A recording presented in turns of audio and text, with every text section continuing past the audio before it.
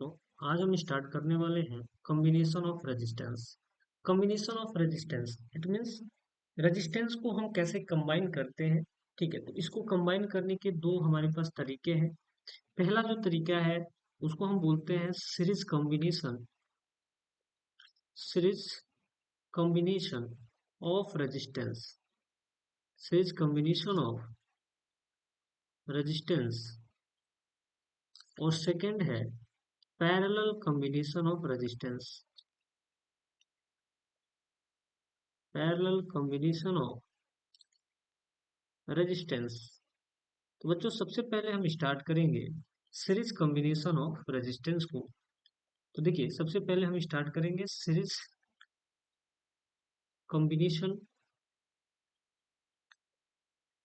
Of resistance. इसके लिए पहले से ही हमने एक डायग्राम यहाँ पे रखा हुआ है, जहाँ आप देख सकते हैं कि यहाँ पे तीन रजिस्टर R1, R2 और R3 तीनों एक दूसरे से सीरीज में जुड़े हुए हैं। और किसके साथ जुड़े हुए हैं?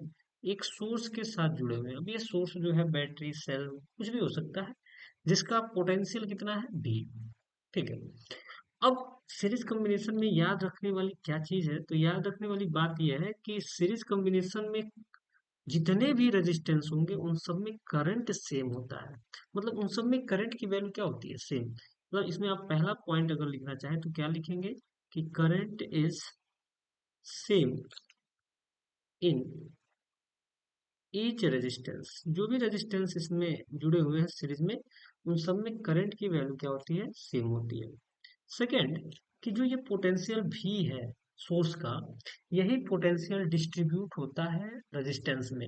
मतलब ये इसी भी का एक पार्ट V1 है, दूसरा पार्ट V2 है और तीसरा पार्ट V3 है। इट मीन्स पोटेंशियल पोटेंशियल को हम वोल्टेज भी बोलते हैं। पोटेंशियल को जनरली हम लोग क्या बोलते हैं? वोल्टेज। तो पोटेंशियल और voltage is distributed over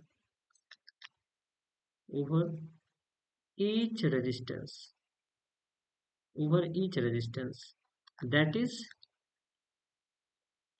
V is equal to V1 plus V2 plus V3। मतलब यही V डिवाइड हो गया किसमें? V1 plus V2 plus V3। मतलब जो ये डिस्ट्रीब्यूट हुआ है उन सबको ऐड करेंगे तो जो सोर्स है उसके पोटेंशियल के इक्वल मिलेगा हमें। अब चूंकि ओम्स लॉ से, बाय ओम्स लॉ क्या कहता है? V is equal to I R. तो यहाँ से अगर आप V1 निकालें तो ये हो जाएगा I R1, क्योंकि करंट की वैल्यू चेंज होने वाली नहीं है। रेजिस्टेंस R1 में करंट की वैल्यू कितनी है? I। ऐसे ही अगर आप V2 निकालते हैं तो IR2 मिलेगा। ऐसे ही अगर आप V3 निकालते हैं तो IR3 मिलेगा।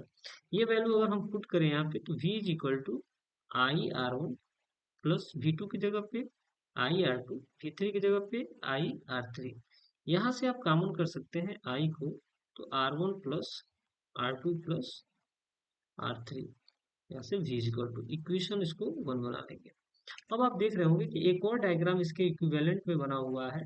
ठीक है, तो ये जो डायग्राम बना हुआ है, ये इन तीनों को कंबाइन करके बना हुआ है। इन तीनों रेजिस्टेंस को क्या किया गया? कंबाइन। तो कंबाइन हमने मान लिया कि जो इसका टोटल रेजिस्टेंस है वो क्या है? RT। अब इस सेकेंड वाले डायग्राम में अगर हम ओम्स लॉ लगाएं तो हमें मिलेगा क्या? फिगर बी में, अगर ये फिगर बी में हम देखें तो ओम्स लॉ से तो हमें मिलेगा V is equal to IRT। ये इक्वेशन सेकेंड। आप इक्वेशन फर्स्ट और सेकेंड की अगर बात करें, इक्वेशन फर्स्ट और सेकेंड, तो फ्रॉम इक्वेशन 1 और 2, तो 1 और 2 से आप देखो तो इधर भी है और इधर भी है। मतलब लेफ्ट, दोनों इक्वेशन का जो लेफ्ट है वो क्या है? सेम। तो राइट भी आपस में क्या होगा? इक्वल। तो IRT is equal to IR1 plus R2 plus R3। यहाँ I से I अगर कैंसिल कर दे तो RT is equal to R1 plus R2 plus R3 मिलेगा। ये आपका टोटल रेजिस्टेंस, या इसको इक्विवेलेंट रेजिस्टेंस भी बोलते हैं। तीन जुड़े हुए हैं सीरीज में, तीनों को जोड़ेंगे तो हमें मिलेगा टोटल रेजिस्टेंस। तो सिंपल सी चीज है। इसमें एक चीज आप ध्यान रखिएगा, जब भी रेजिस्टेंस जो है सीरीज में जुड़ता है तो वो जो है इंडिविजुअल रेजिस्टेंस से बड़ा होता है। मतलब ये जो आर टी है, ये ग्रेटर देन होगा किसके, आर वन के। आर टी जो है ग्रेटर देन होगा किसके, आर टू के। यही आर टी आर थ्री से भी क्या होगा, बड़ा होगा। तो ये जो है आपका सीरीज कॉम्बिनेशन है। ठीक है, अब बात करते हैं पैरेलल कॉम्बिनेशन की। तो आगे बढ़ते हैं। पैरेलल कॉम्बिनेशन, पैरेलल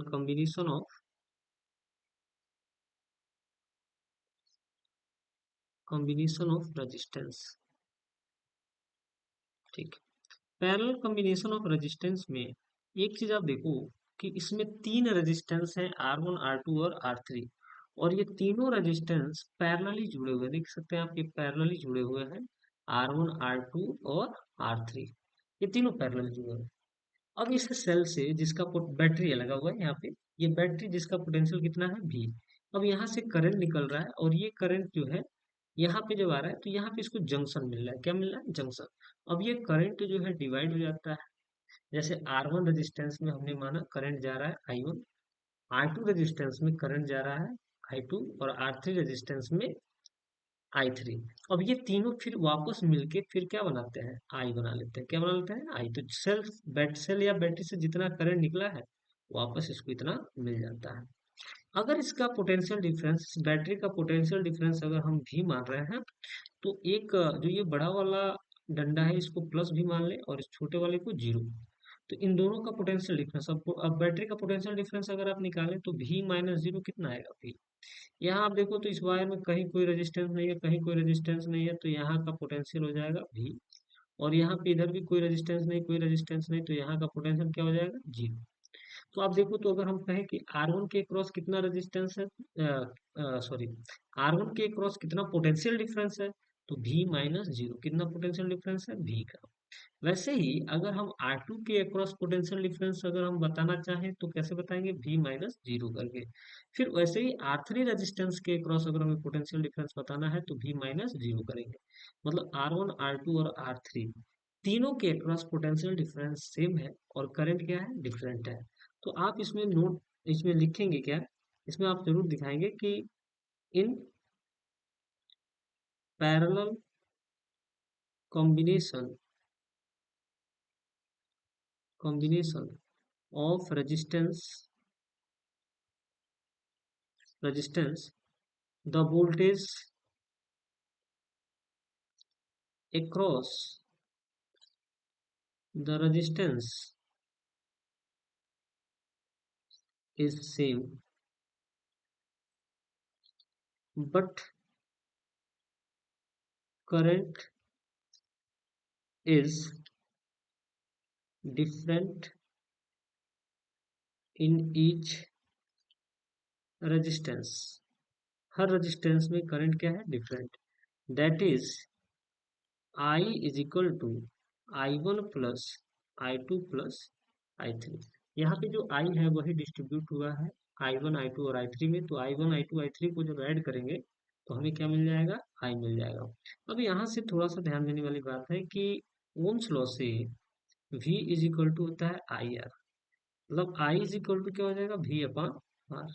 अब यहाँ से अगर हम V1 लिखें तो क्या लिखेंगे, सॉरी, यहाँ से अब हम क्या लिख सकते हैं, पोटेंशियल डिफरेंस तो चूंकि सेम है, तो यहाँ से आप I इज इक्वल टू क्या लिख सकते हैं, I।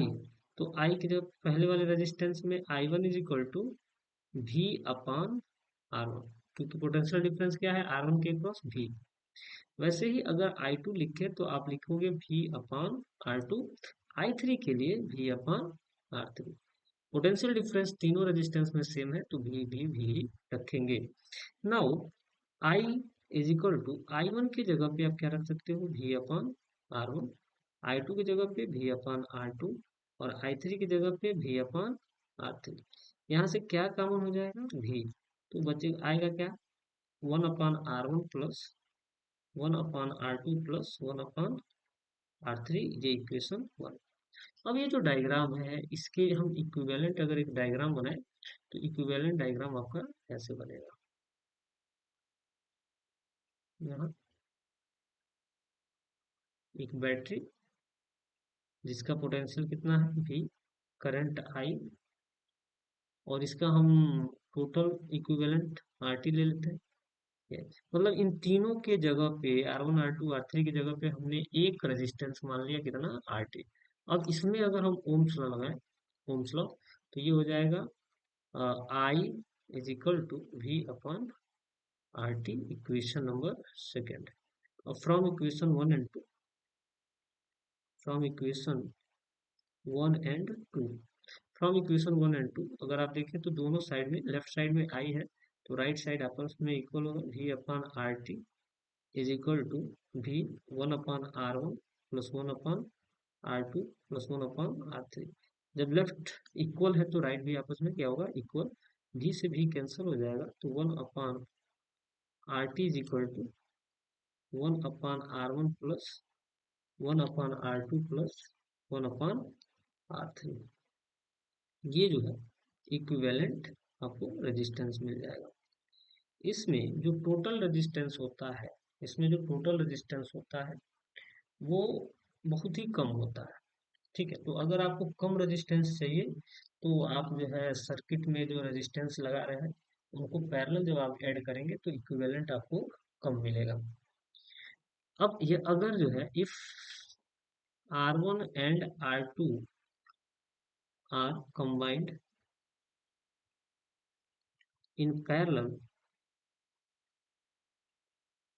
then one upon R T is equal to one upon R1 plus one upon R2। भाई दो है तो दोनों का क्या कर लेंगे, one upon R1 plus one upon R2 करके ऐड कर लेंगे, आपको टोटल मिलेगा। अब क्या करेंगे, वन अपॉन आर टी, इसका थोड़ा सा इसको सॉल्व करेंगे तो ये हो जाएगा R2 plus R1 upon R1 R2। दोनों को उल्टा करें तो R T is equal to, R T को उल्टा किया तो आर टी ऊपर चला गया, तो इसमें भी उल्टा करेंगे तो R1 R2 और नीचे आ जाएगा R1 प्लस R2। तो एक फॉर्मूला ये भी बन जाता है, दो रजिस्टर अगर जो है एक दूसरे के पैरेलली कंबाइन है तो। आज की वीडियो में बस इतना ही। नेक्स्ट वीडियो में हम इस पे, इससे रिलेटेड न्यूमेरिकल को सॉल्व करेंगे जो कि बहुत ही ज़्यादा इंपॉर्टेंट है बोर्ड के लिए भी। तो नेक्स्ट वीडियो जरूर देखें। Thank you.